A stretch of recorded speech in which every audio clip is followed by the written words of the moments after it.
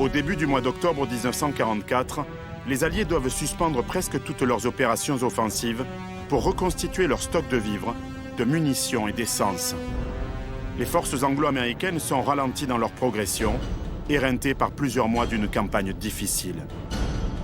Les GIs et les Tommies n'ont pas chômé depuis leur débarquement en Normandie.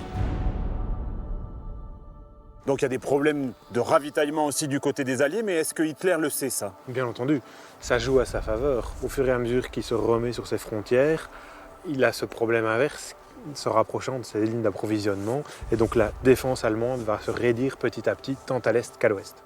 À ce moment-là, est-ce que les circonstances même, cette difficulté de ravitaillement des Alliés, sont pas propices justement à ce plan de l'offensive des Ardennes? C'est une partie de l'équation, puisqu'il sait très bien qu'il est acculé sur ses frontières, qu'il a perdu du terrain sur tous les fronts, et qu'il doit trouver une solution pour s'en sortir.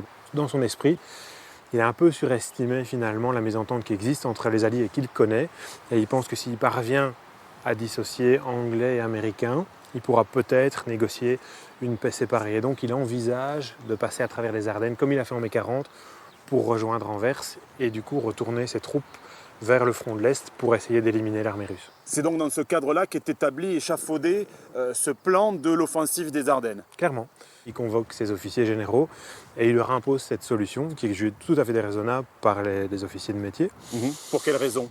Essentiellement du fait de la suprématie aérienne des Alliés, de l'épuisement des troupes et des pertes très importantes en vie humaine qu'il y a eu depuis 4 ans.